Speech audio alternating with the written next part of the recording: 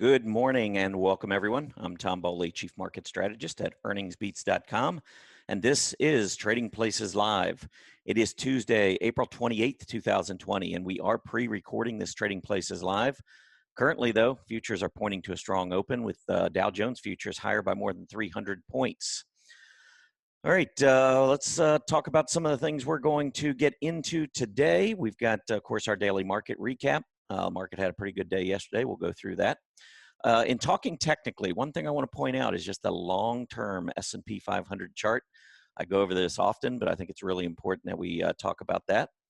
I'm going to go through a couple key industry group charts I think that everyone needs to be aware of. Make sure you understand where the strength has been coming from in the market.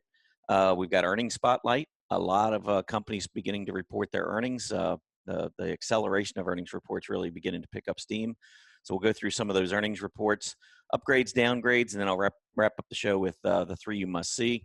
Those are three charts that I think are worth noting as we begin a new trading day. But I do want to first go over at earningsbeats.com. We do have a free Earnings Beats Digest newsletter. And if you're unfamiliar with some of the things I talk about, I talk a lot about earnings. I talk a lot about relative strength. I talk a lot about accumulation distribution, industry groups, where the strength is, where the weakness is. If those are things that you're interested in, things that you might be, you want to learn more about, or maybe just get updates from time to time, our Earnings Beats Digest newsletter is published 3 times a week, Mondays, Wednesdays, and Fridays, normally out before the morning bell.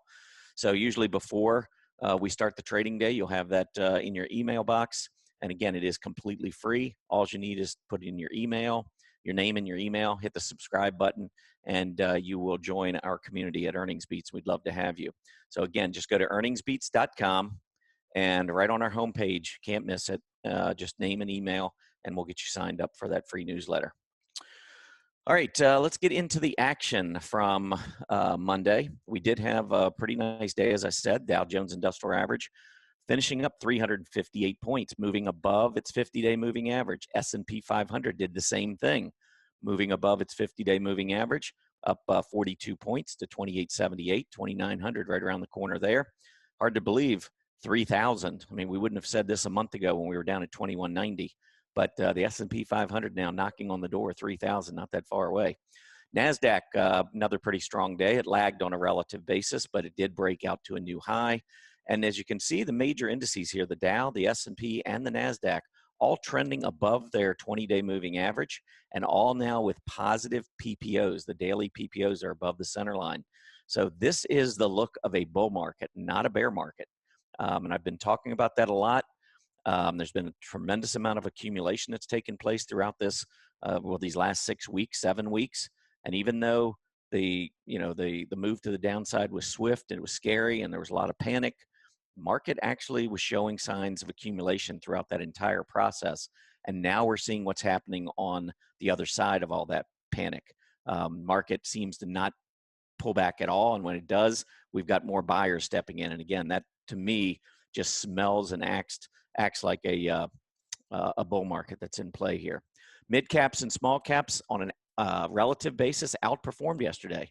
So mid caps in particular, up at that 50-day moving average, did break above 1,600, which it could not do, couldn't close above that earlier in April. We did that yesterday, good sign. Small caps also making a move up for recent highs and the 50-day moving average. Both of these are showing PPOs. Actually, the mid cap did go just positive. Small cap still a little bit negative, but they're both pointing in the right direction. Seems like everything seems to be being accumulated right now. Financials led the push to the upside yesterday. I haven't said that very often in the past 4 to 6 weeks, but financials got a little boost. 10-year Treasury yield was up 5-6 basis points yesterday, and as a result, financials led up 3.4%. Real estate also getting a pop, 2.9%. Materials did well, industrials did well, and energy did well. I mean, if you take a look, these are probably the 5 groups that had underperformed the most of the 11 sectors. So certainly they challenged for the most. And these are the groups that were leading yesterday. So we're now seeing money rotate a little bit. And what we were seeing before was money rotating out of these groups and into technology, into healthcare, into consumer discretionary, into consumer staples. Yesterday, while these groups were being accumulated, the other groups were going up too. So it wasn't so much that money was coming out of the other groups to fund these groups. It was more that money was coming out of treasuries, which is very bullish. It's one of the things I've been talking about. We want to see that confirmation. We want to see money begin to come out of treasuries and begin to show in all these various sectors. And that's what happened yesterday. So I think yesterday's action, even though the leadership changed, I think the action was maybe as bullish as anything I've seen over the past month, because now it seems like all equities are beginning to participate, with the exception maybe of airlines. Airlines have been very, very difficult to get going. Even yesterday, many of the airlines were down. All right, let's keep moving on. 10-year Treasury yield. You can see on the chart, here was the day we had yesterday. So it was up 6 basis points, 0.66%. In early action so far this morning, I can tell you that we're down very, very slightly, really just about a wash, relatively flat. But the one takeaway from this chart on the TNX is when you look at it, you don't see many filled candles. And I've been talking about this a lot lately as well. I see one here, another one over here, small one here, maybe 4 since this big one back early in March. So this is 7 weeks later, and we've had maybe 4 candles that are filled. This means that the yield is closing below where it opens. That's what a filled candle is. Otherwise, we're seeing the yield finish the day higher than it opened. And when the yield is rising during the day, it means treasuries are selling off. You've always got that inverse relationship between treasury yields and treasury prices. So, and this is what we want to see. If we're talking about rotation from the bond market to the stock market, you want to see hollow candles. And that's what we've been seeing ever since the bottom. This is really kind of a visual right here of the accumulation that I've been talking about in terms of stocks, because it's been a sell-off during the day of treasuries, sending yields higher. So I actually really bullish about this action, and I'd be even more bullish if we could get above the 20-day moving average on the 10-year treasury yield and hold it and start to see this 20-day moving average moving back to the upside. Similar to what we've seen in the stock market, where we're seeing a lot of areas of the market move above their 20-day, move above their 50-day, and now starting to hold that 20-day. That's what I'd like to see in the 10-year treasury yield. And I think when we get to that point, we're going to really have a market going higher, a stock market going higher. So keep that in mind. Now, as far as some of the economic news out, we are starting today a 2-day FOMC meeting. So the latest policy statement will be out tomorrow at 2 p.m. So keep that on your calendar. That's usually a market moving type event. We've got, financials beginning to show a little bit of strength. Is there going to be something said that might help the financials here at the, during the policy statement announcement tomorrow? We'll see. April consumer confidence comes out 10 a.m. this morning. March was 120, which was down 12 from February. And they're pointing to a big drop back below 100 on the April number. The range was anywhere from 75 to 106. So it's all over the place. But I think it's safe to say that this number is going to be down quite a bit from the March 120 level. How much is it going to be down? Fed's going to be watching. The Fed is very interested in consumer confidence. So this is one report that they'll be watching as they begin their meeting today. Q1 GDP initial reading will be out Wednesday morning. Now, remember, that's January through March. This really didn't start impacting us. The coronavirus didn't really start impacting us until March. So the first 2 months, I think, really weren't going to be impacted too much by this. And it was really, I would say, maybe after the first week of March that things really began to deteriorate in terms of economic conditions. So that reading will be very interesting, but I think the Q2 GDP, next quarter's GDP, is the one where we're going to get, it's going to be sticker shock when we see that number. But by that point, the stock market, everything's already been priced in. Personally, I think the drop in March priced a lot of this in, if not everything. And that's why we're seeing the market move higher, because now the market's looking past this pandemic. It's looking at the recovery and what that's going to look like. And so if you don't understand the disconnect between the market going higher right now and all of the negative news still coming out, that's the way the market works. The market was tumbling before the economic news hit. Now that the news is hit, the market can digest it. The market can look ahead, see what's going on down the road, what they think is going to be going on down the road. That's what the market's pricing now. It's not the reports that are coming out. Always keep that in mind, because there does seem to be a disconnect, and it can be very frustrating sometimes. Also, February Case-Shiller home price index will be out today. 0.4% is the estimated rise that's due out later this morning. I don't think the market cares about this report because, again, it's a February report. So it's before everything happened. So I think the market's just kind of like just going to slough that off, not going to pay any attention whatsoever. I think it'll be much more important when we see the March, April numbers come out. And by then, even those numbers as they come out, they lag. A lot of the home construction reports lag when they hit the market. You're talking about 2 months ago, and the market's already way beyond that. So many of these reports, I think, just old news when they do come out. All right, mentioned that the futures are up strongly once again. Dow Jones futures, again, this show's being pre-recorded, but when I looked, Dow Jones futures were up 337 points. Looks like another big start after what we've already been seeing. I wrote an article in StockCharts here just yesterday, and I've been talking about the bullish side of things. I've been really, for probably the past 4 weeks, talking about how the market appears to be being accumulated, even though prices were going lower.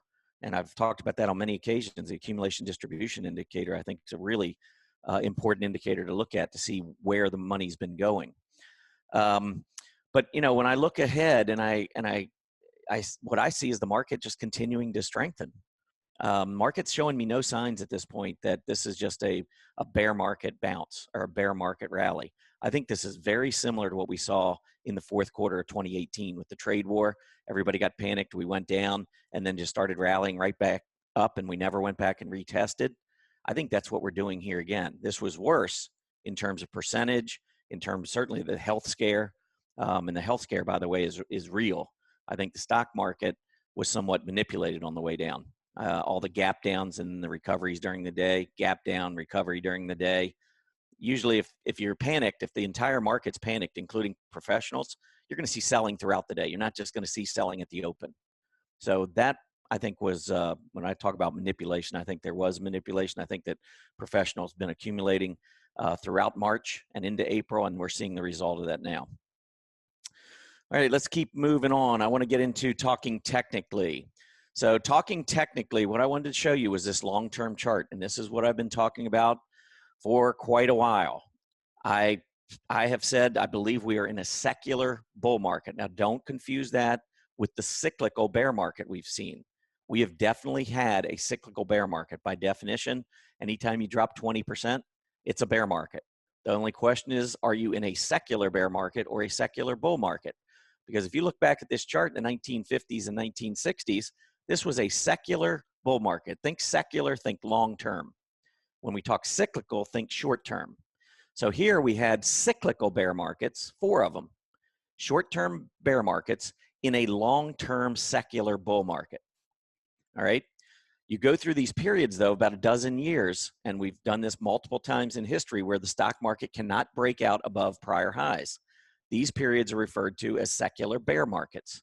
So here you have a bear market this is a cyclical bear market within a secular bear market. Here's a cyclical bear market within a secular bear market.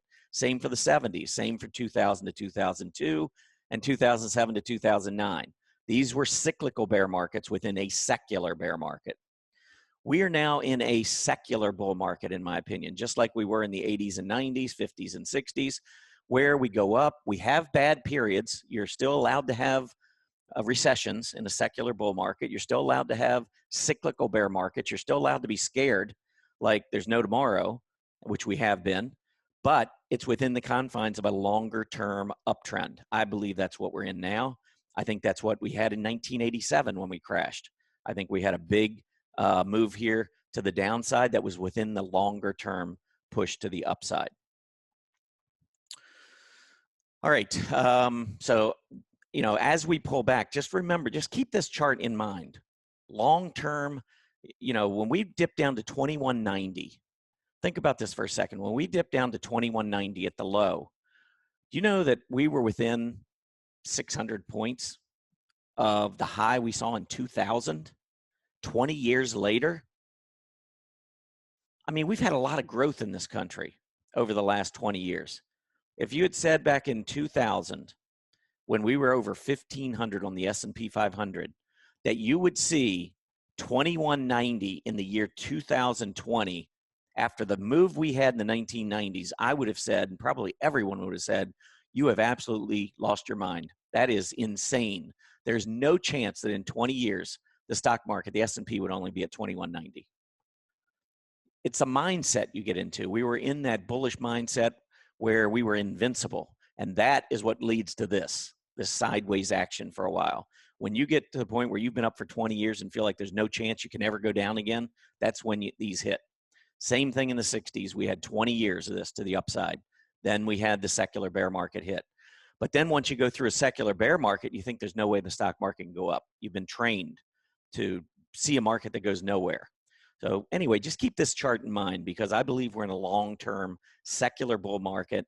And what's going on right now in the stock market, which is confounding a lot of folks, I believe it's just part of this long-term uptrend. I think that this, in a couple years, few years down the road, this move down in 2020 is going to be a blip on the radar, just like 1987 was.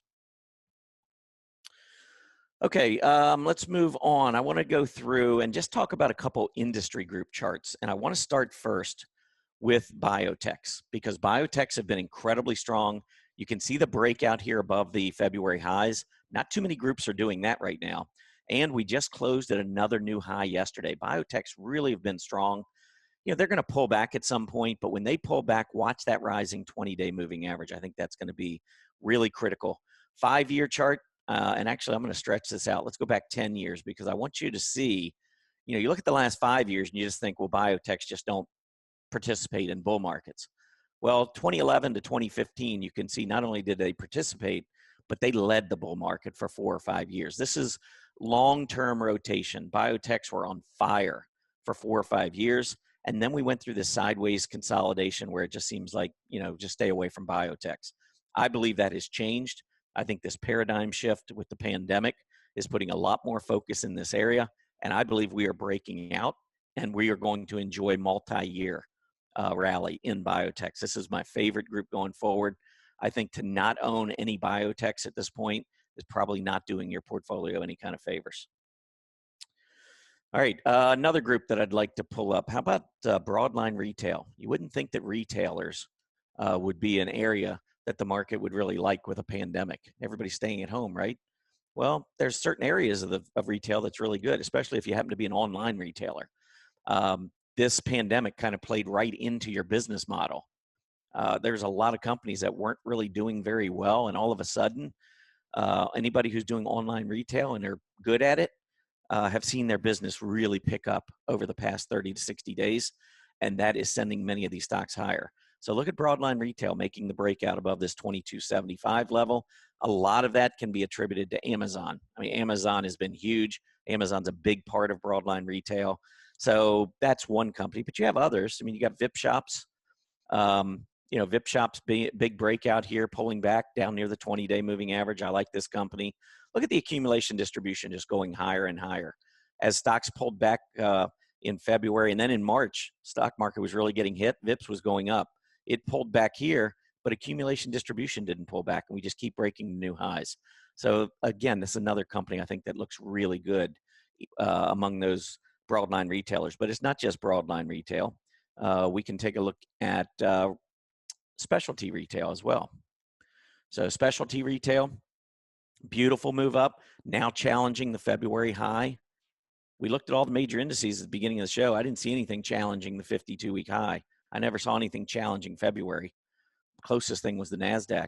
But yet you see biotechs breaking out. You see broadline retail breaking out. You see specialty retail on the verge of breaking out.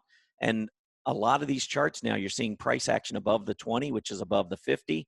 Accumulation distribution strong. And the PPO is positive and pointing up. This is bull market action. So if you're looking for bull market action, look to some of these groups that have been very strong.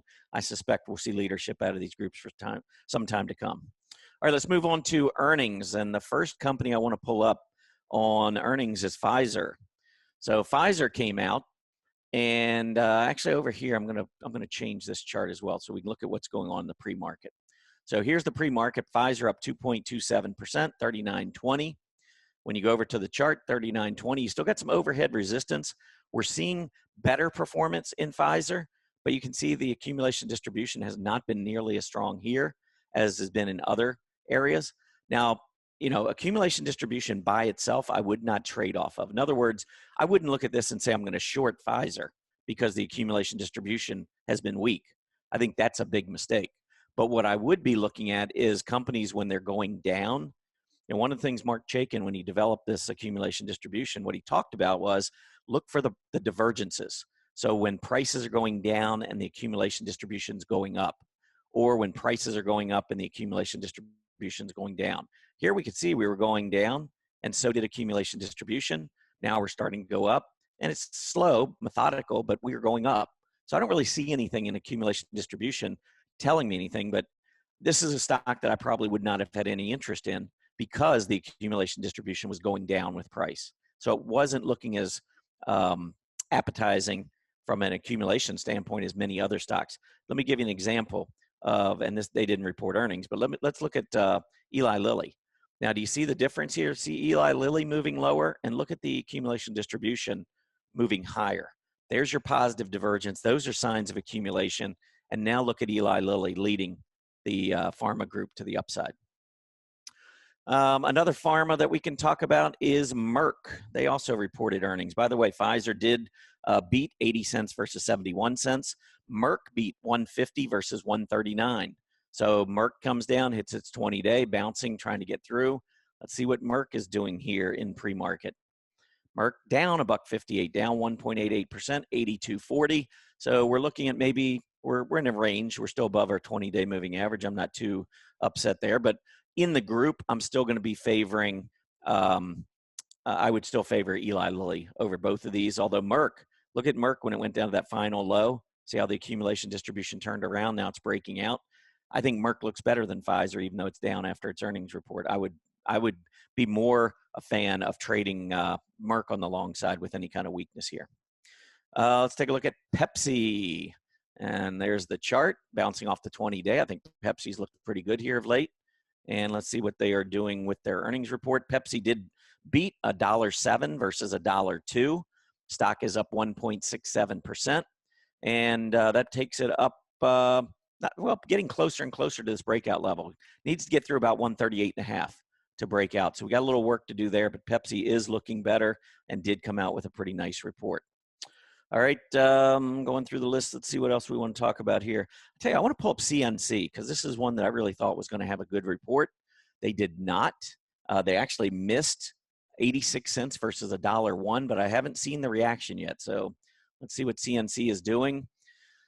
Come on, there we go. Down 2%. Actually, on that miss, that's not too bad. Down 2%, 69 and change, still above its 20-day moving average. You got great price support now down around 66, the rising 20-day coming at 65.5. That's going to be an area that I would be looking for to hold.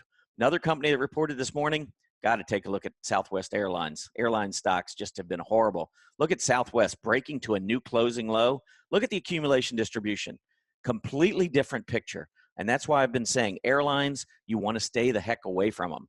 Let's see what is it going to be a sell on rumor buy on news? What is Love doing this morning? Nope.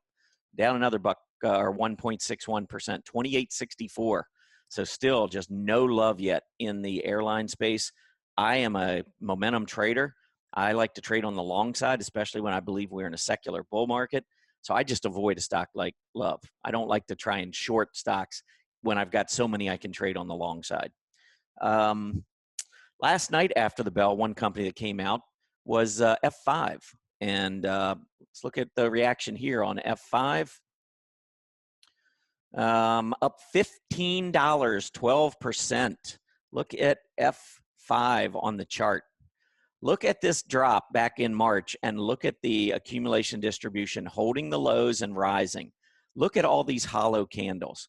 These are all signs of bullish accumulation. Now we get the earnings report, stock up $15. Huge move on F5.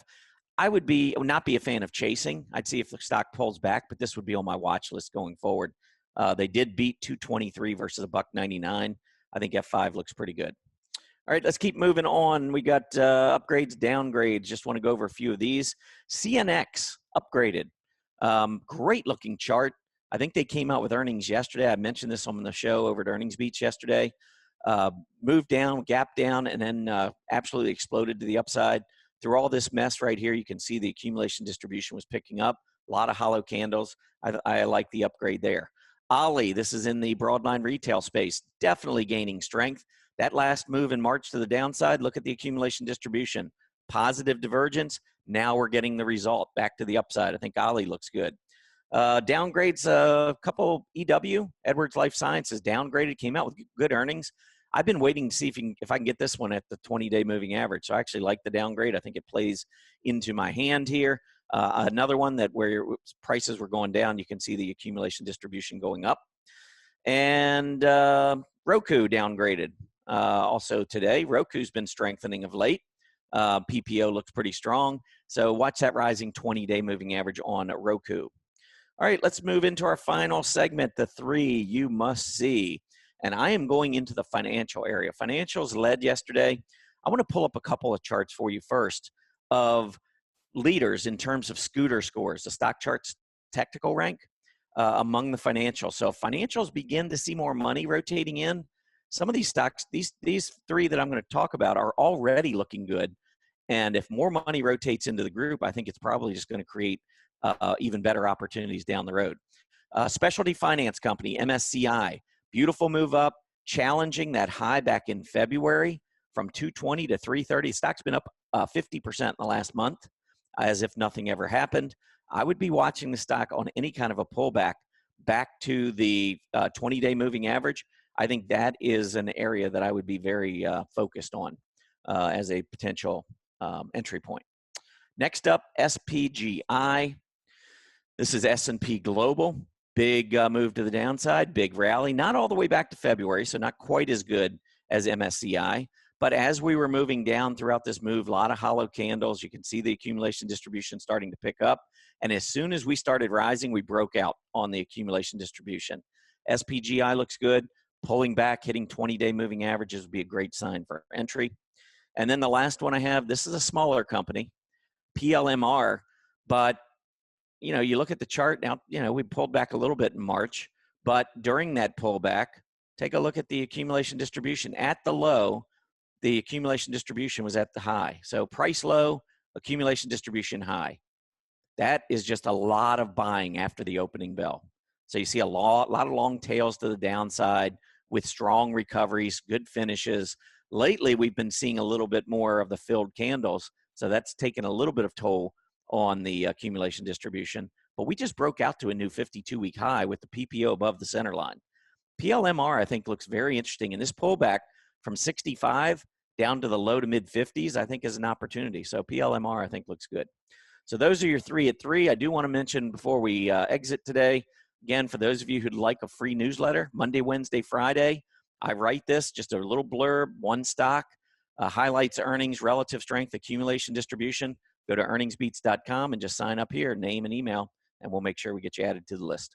Everybody have a great day, and be back next week. Happy trading. Actually, be back Thursday. Happy trading, everybody. Hey guys, Grayson Rose here with StockCharts.com. Thank you so much for watching. I hope you enjoyed this video. Remember, if you did, give us a like down below, leave us a comment. We'd love to hear from you. And most importantly, don't forget to subscribe to our YouTube channel for daily content from an incredible collection of technical analysts and financial minds. We'll see you back here very soon. Happy charting, my friends.